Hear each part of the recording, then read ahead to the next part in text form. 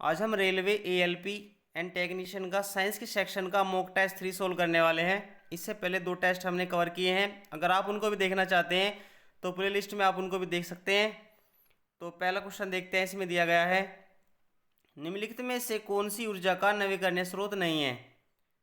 सौर ऊर्जा, पवन ऊर्जा, कोयला, जल विद्युत। तो सही उत्तर हो जाएगा कोयला। देखो, 2 स्रोत हम पढ़ते हैं मेनली।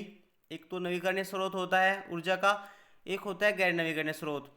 तो नवीकरणीय स्रोत को अगर हम देखें तो ऐसा ऊर्जा का स्रोत जो कभी खत्म नहीं हो सकता। जैसे इसका बेस्ट एग्जाम्पल सौर ऊर्जा। तो एग्जाम में काफ़ी बार पूछा भी गया है कि नवीकरणीय ऊर्जा का सबसे बड़ा स्रोत कौन माना जाता है, तो सौर ऊर्जा माना जाता है। उसके साथ साथ पवन ऊर्जा भी और जल विद्युत ऊर्जा भी सबसे बड़ा स्रोत होता है इसका, सौर ऊर्जा। लेकिन क्वेश्चन में पूछा गया है कि कौन सा नवीकरणीय ऊर्जा का स्रोत नहीं है, तो कोयला। गैर नवीकरणीय ऊर्जा का स्रोत मतलब यह है कि काफी कुछ समय के बाद ये एक ऐसा स्रोत है जो समाप्त हो सकता है। अगर आप इसकी व्याख्या देखें तो कोयला एक गैर नवीकरणीय ऊर्जा का स्रोत है, क्योंकि एक सीमित मात्रा में होता है। इसके पुनर्निर्माण में काफ़ी लाखों साल लग सकते हैं। तो आप नवीकरणीय ऊर्जा के स्रोत और गैर नवीकरणीय ऊर्जा के स्रोत को सिंपली भाषा में इस तरीके से समझ लीजिए कि जो सीमित मात्रा में न हो, जिसकी असीमित मात्रा हो, जो पुनर्निर्माण में ना आए। जैसे सूर्य की ऊर्जा एक असीमित मात्रा में उपलब्ध है, इसलिए नवीकरणीय ऊर्जा का बेस्ट एग्जाम्पल ये माना जाता है। इनको छोड़कर जो एक सीमित मात्रा में होते हैं, जैसे खनिज पदार्थ जो होते हैं, ये सभी गैर नवीकरणीय ऊर्जा के स्रोत होते हैं, जिनको एक लिमिट हो जाती है या कुछ समय बाद ये समाप्त होने की कंडीशन पे आ सकते हैं। देखते हैं अगला क्वेश्चन कि डीएनए में कितने प्रकार के नाइट्रोजन बेस होते हैं? डीएनए में कितने प्रकार के नाइट्रोजन बेस होते हैं? जैसे इसमें दिया है 2 प्रकार के, 3 प्रकार के, 4, 5। तो इसमें से उत्तर हो जाएगा 4 प्रकार के होते हैं। अगर आप उनका नाम जानना चाहें तो डीएनए में 4 प्रकार के नाइट्रोजन बेस होते हैं, जैसे एडेनिन, थाइमीन, ग्वानिन, साइटोसिन। इनका आपको नाम याद रखने हैं, ये एग्जाम में क्वेश्चन लगते हैं कि 4 में 3 ऑप्शन आपको दे देंगे।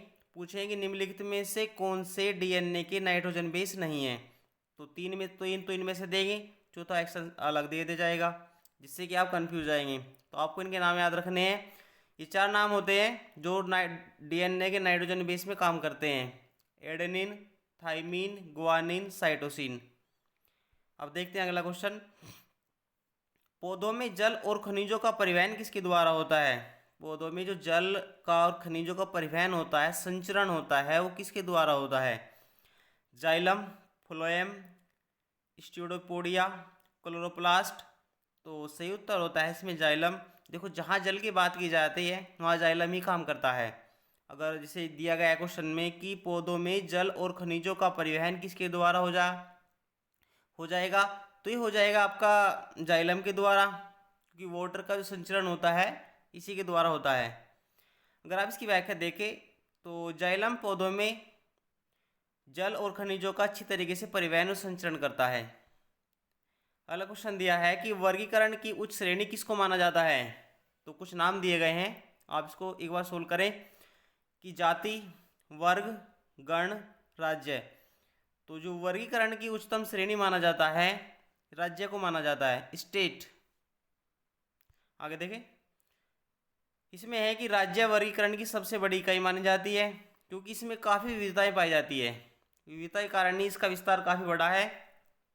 अगर आप अगला क्वेश्चन देखें तो कौन सी ऊर्जा स्रोत सौर ऊर्जा का रूपांतरित रूप नहीं है? जैसे क्वेश्चन में है कि कौन सी ऊर्जा स्रोत जो सौर ऊर्जा का रूपांतरित रूप नहीं है, मतलब सौर ऊर्जा का रूपांतरित होकर नहीं बनती। पवन ऊर्जा, बायोमास ऊर्जा, जल विद्युत ऊर्जा, परमाणु ऊर्जा। तो सही उत्तर इसमें हो जाएगा परमाणु ऊर्जा। परमाणु ऊर्जा का सौर ऊर्जा से कोई संबंध नहीं है, क्योंकि वो यूरेनियम के भी यहाँ पे बनती है। तो राइट आंसर हो जाएगा इसमें डी। अगला को देख, इसमें इसमें दिया गया है कि परमाणु ऊर्जा सौर ऊर्जा का रूपांतरित रूप नहीं होती, यह नाभिकीय विखंडन पर आधारित होते हैं। नाभिकीय विखंडन उसको बोलते हैं जब एक बड़ा अणु या परमाणु को तोड़कर अलग अलग पार्ट में डिवाइड कर दिया जाता है, तो उसको बोला जाता है नाभिकीय विखंडन, एक नाभिकीय क्रिया के द्वारा। देखिए अगला क्वेश्चन कि बायोडिग्रेडेबल अपशिष्ट कौन सा होता है? ये वेरी वेरी इंपॉर्टेंट क्वेश्चन कि बायोडिग्रेडेबल अपशिष्ट कौन सा होगा, जैसे प्लास्टिक, कांच, कागज, धातु। तो जो बायोडिग्रेडेबल अपशिष्ट होता है वो माना जाता है कागज को, पेपर्स। अगर आप इसकी व्याख्या देखें तो कागज एक बायोडिग्रेडेबल अपशिष्ट है जो प्राकृतिक क्रियाओं के माध्यम से विघटित हो सकता है, मतलब प्राकृतिक क्रियाओं का इन पे इफेक्ट पड़ सकता है मेनली।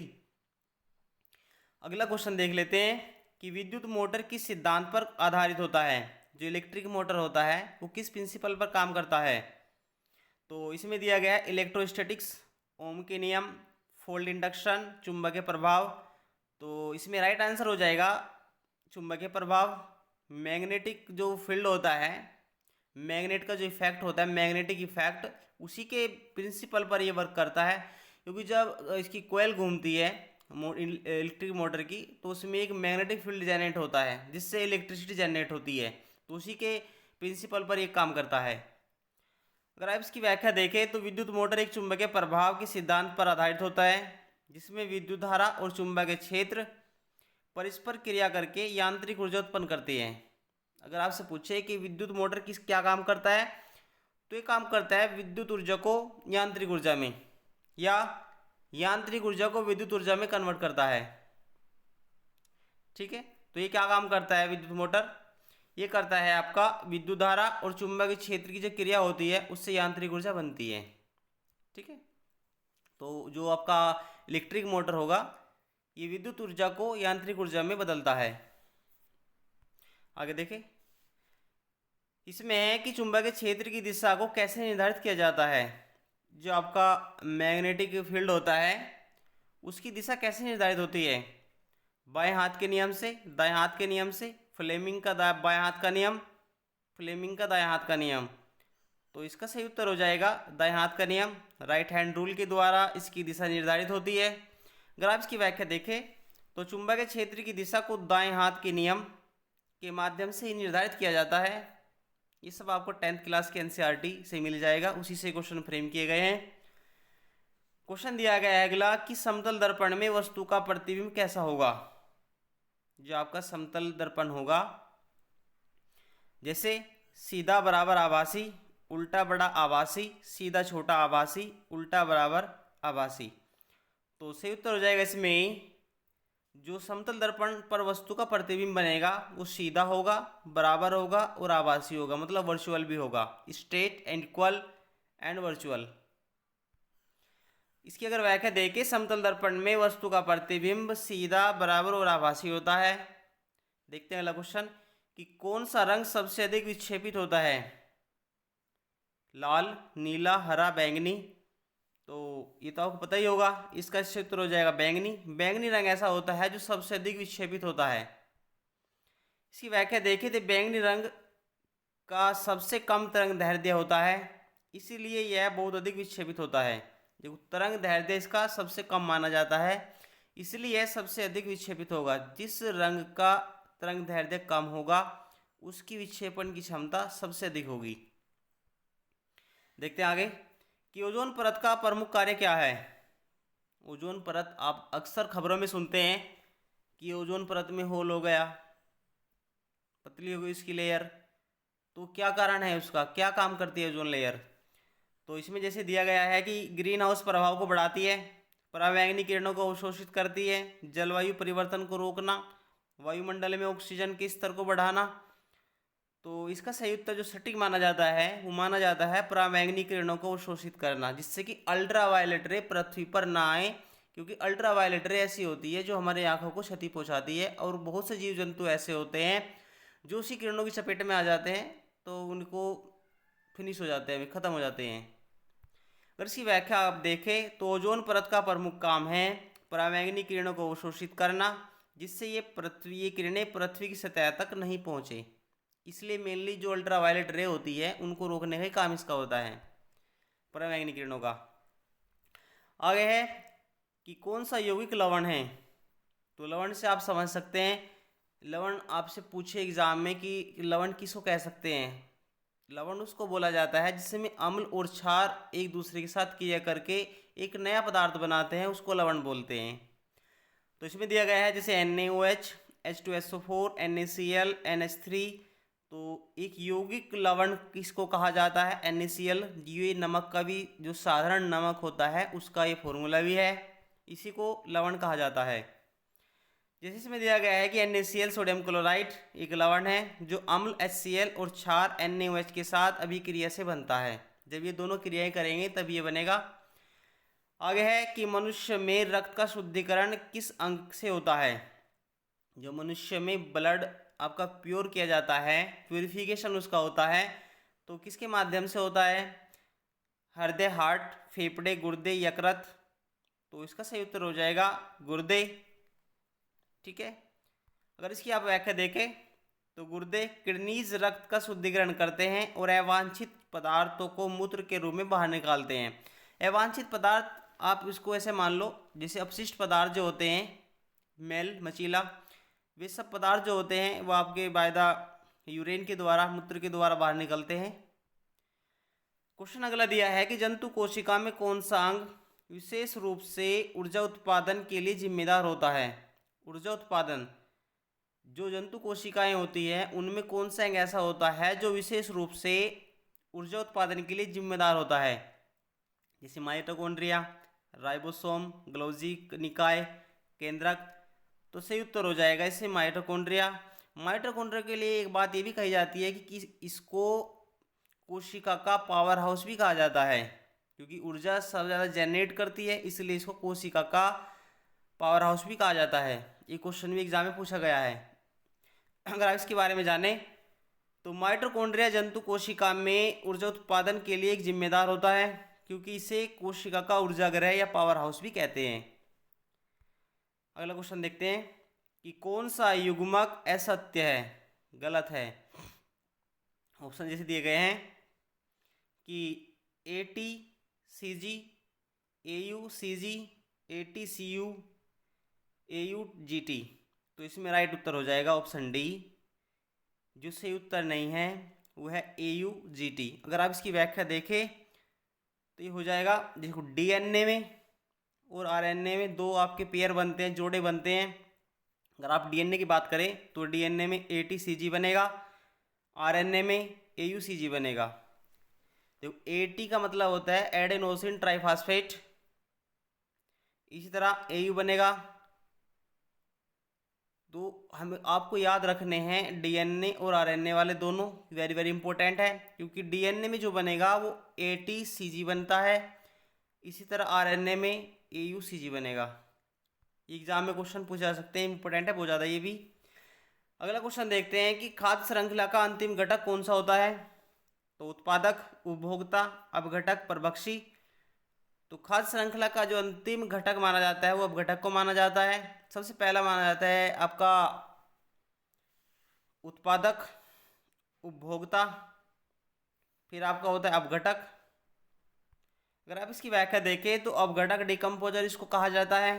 खाद्य श्रृंखला का जो अंतिम घटक होते हैं वो जो मृत जीवों को विघटित करते हैं और पोषक तत्वों को पुनर्चक्रित करते हैं, ये उनका मेन काम होता है, उन्हीं को अपघटक या डिकम्पोजर्स कहा जाता है। अगला क्वेश्चन देखते हैं कि मनुष्य में सबसे बड़ी ग्रंथि कौन सी होती है? तो इसमें दिया गया है अग्नाशय, अधिवृक्क ग्रंथि, यकृत, थायराइड। तो मनुष्य में सबसे बड़ी ग्रंथि होती है यकृत। इसकी अगर व्याख्या देखें तो यकृत मनुष्य की सबसे बड़ी ग्रंथि है जो विभिन्न कार्यों को निभाने में बहुत इंपॉर्टेंट रोल अदा करती है। इसलिए अगला क्वेश्चन है कि कौन सा निम्नलिखित में से प्राकृतिक घटक नहीं है? प्राकृतिक अपघटक नहीं है। बैक्टीरिया, कवक, पृथ्वी के कृमि, प्लास्टिक। तो ये क्वेश्चन ईजी है, आप देख के इसको पहचान सकते हैं। बैक्टीरिया प्राकृतिक रूप से पैदा होते हैं, कवक भी, और पृथ्वी के अंदर जो कृमि होते हैं वे भी, सिवाय किसके? प्लास्टिक के। प्लास्टिक ऐसा एक अपघटक होता है जो मानवीय क्रिया के द्वारा बनाया जाता है। इसमें अगर आप देखें तो प्लास्टिक एक मानव निर्मित पदार्थ है, यह प्राकृतिक रूप से विघटित नहीं होता, इसको एक मानवीय क्रिया के द्वारा ही विघटित कर सकते हैं, आप समाप्त कर सकते हैं, प्राकृतिक रूप से नहीं होगा। देखते हैं अगला क्वेश्चन कि कौन सा प्रदूषक वायुमंडल में अम्लीय वर्षा का कारण बनता है? ये इंपॉर्टेंट क्वेश्चन है। Carbon dioxide, nitrogen oxide, oxygen, organ. तो वायुमंडल में जो पूछा गया है कौन सा प्रदूषक है जो वायुमंडल में अम्लीय वर्षा जो एसिड रेन होती है उसके लिए इम्पोर्टेंट रोल अदा करता है। तो सही उत्तर हो जाएगा नाइट्रोजन ऑक्साइड, क्योंकि नाइट्रोजन ऑक्साइड के कारण ही अम्लीय वर्षा का कारण बनती है। अगर आप इसकी व्याख्या देखें तो नाइट्रोजन ऑक्साइड, सल्फर डाइऑक्साइड वायुमंडल में अम्लीय वर्षा का कारण बनते हैं। जो आपकी एसिड रेन होती है उसे मेन दो ही इंपॉर्टेंट रोल अदा करते हैं, एक तो नाइट्रोजन ऑक्साइड होता है, दूसरा सल्फर डाइऑक्साइड। ये नाम आपको याद रखने हैं, ये एसिड रेन का हमेशा कारण बनते हैं, इसी कारण एसिड रेन होती है। आगे देखें कि किस यंत्र का उपयोग विद्युत धारा की दिशा को मापने के लिए किया जाता है। कौन सा यंत्र ऐसा होता है जिसमें हम विद्युत धारा की दिशा को मापते हैं? वोल्टमीटर, ओम मीटर, एम्पियर मीटर, गैल्वेनोमीटर। तो राइट आंसर हो जाएगा गैल्वेनोमीटर। गैल्वेनोमीटर के द्वारा ही हम विद्युत धारा की दिशा को माप सकते हैं। जो आपकी इलेक्ट्रिक करंट होता है उसकी डायरेक्शन को मापा जाता है गैल्वेनोमीटर से। अगर आप इसकी व्याख्या देखें तो गैल्वेनोमीटर विद्युत धारा की दिशा और परिमाण मतलब डायरेक्शन और मैग्नीट्यूड दोनों को मेजर करने के लिए किया जाता है। इंपॉर्टेंट है बहुत ज़्यादा ये भी। आज की वीडियो में इतना ही। अगर आपको ये हमारा प्रयास अच्छा लगा है तो आप वीडियो को लाइक करें, कमेंट करें और अपने दोस्तों के साथ भी शेयर करें। मिलते हैं अगली वीडियो में।